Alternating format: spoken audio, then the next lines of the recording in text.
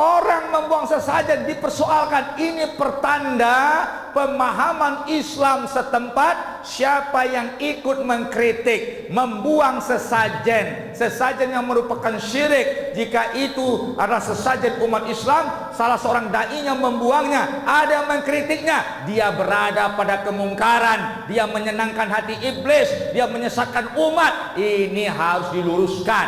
Paham? Saya tanya ibu-ibu, kalau saya ajak ibu-ibu memberikan hadiah kepada aktivis yang membuang sesajen itu dengan catatan sesajen itu milik umat Islam, saya ajak ibu-ibu memberikan hadiah, lain semua. Ya. Ingat, kita akan berikan award untuk dia. Tiut. Kopi celah.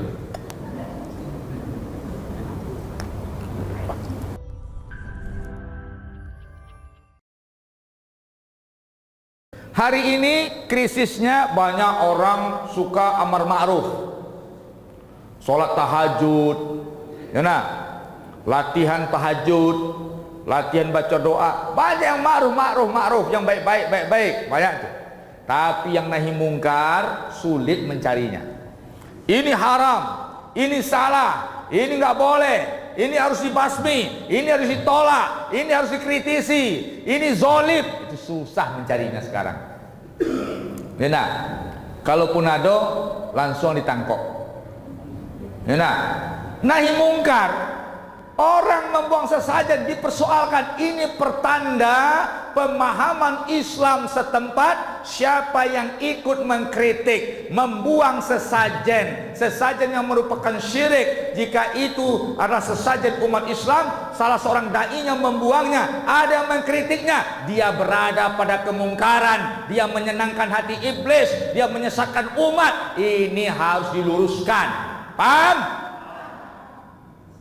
Mode itu sejak dulu. Sidang jemaah yang dirahmati Allah, apakah itu bisa terjadi ya Rasulullah? Bal asyaddu min dzalika ini. Bahkan lebih dahsyat bisa terjadi. Ya. Saya tanya ibu-ibu, kalau saya ajak ibu-ibu memberikan hadiah kepada aktivis yang membuang sesajen itu dengan catatan sesajen itu milik umat Islam, saya ajak ibu-ibu memberikan hadiah, lain semua. Ya. Ingat, kita akan berikan award untuk dia. Ya. Baik, sudah jemaah, kita lanjutkan. Bisa terjadi itu ya Rasulullah? Bisa. Apa itu? Kaifa antum idza lam tujahiduna fi sabilillah? Bagaimana kalian nantinya jika musuh-musuh memerangi kalian, kalian nggak ada yang mau berjihad? Orang sudah memerangi kalian, kalian anti, tidak mau berjihad. Hari ini pemahaman jihad itu dibunuh.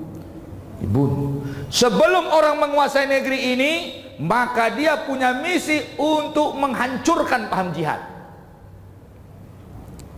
Ini trik orang, langkah pertama sebelum menjajah. Kenapa? Yang jadi masalah bagi orang yang berniat menjajah suatu negeri, adanya energi jihad. Nah, sekarang muncullah jihad itu teroris dan yang lainnya. Khilafah itu apa? Haram. Khilafah itu sebuah bertentangan dengan tata negara kita dan yang lainnya. Nauzubillah. Ya. Kemudian sedang jemaah rahmati Allah, Nabi melanjutkan lagi, bahkan lebih dahsyat. Bal asyaddu min dzalika kainun. Bahkan lebih dahsyat bisa terjadi. Apa itu? Kaifa antum idza ra'aitumul ma'rufa munkara wa ra'aitumul munkara ma'rufa. Bagaimana nasib kalian nanti jika yang baik di mata kalian adalah kejahatan, sedangkan yang jahat di mata kalian, yang sesat, yang salah, yang bermasalah, itu adalah kebaikan. Yang mungkar di mata kalian ma'ruf, yang ma'ruf di mata kalian mungkar. Ini yang terjadi ini. Inilah problem dalam berdakwah hari ini. Ya, dibuang sesajen jadi perkara hukum, diperkarakan. dia nggak emosi juga, dia buang baik-baik. Ya nah, sidang jemaah rahmat, dia mengatakan dia berdakwah. Ini yang membuat terjadinya azab Allah. Sidang jemaah rahmat Allah, ini berbahaya. Toleransi syirik itu dosa besar. Saya ingatkan ini, pemerintahan yang ada di sana, bahwasanya toleransi syirik adalah dosa besar. Ya, toleransi syirik dosa besar. Ini berbahaya sedang jemaah rahmat Allah. Maka untuk itu kita seru majelis ulama memberikan pembelaan kepada aktivis kita, klarifikasi dengan baik. Kenapa? Karena itu tindakan spontan. Itu tindakan spontan, tidak direncanakan. Dan itu naluri setiap pendakwah. Itu naluri orang yang bertauhid. Itu naluri orang yang tidak mau kesyirikan. Dan itu dilindungi oleh undang-undang. Dilindungi oleh undang-undang. Itu bukan tendensi permusuhan, tidak, tapi kebaikan demi tegaknya memperbaiki kesalahan. Nah, sidang jemaah rahmat Allah, kita lanjutkan dalam surat ini. Pesan pertama adalah tentang Al-Quran. Pesan pertama tentang Al-Quran. Kedua, Al-Quran fungsinya sebagai tazkirah. Fungsi Al-Quran sebagai tazkirah. Ketiga, membangun rasa takut kepada Allah. Tazkirah liman yakhsha, bagi orang yang takut.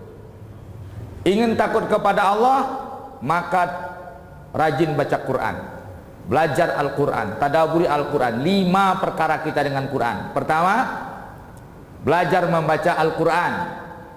Kedua, membaca Al-Quran sebagai ibadah. Ketiga, tadaburi Quran. Tadaburi Quran. Keempat, amalkan Quran. Kelima, bela Al-Quran.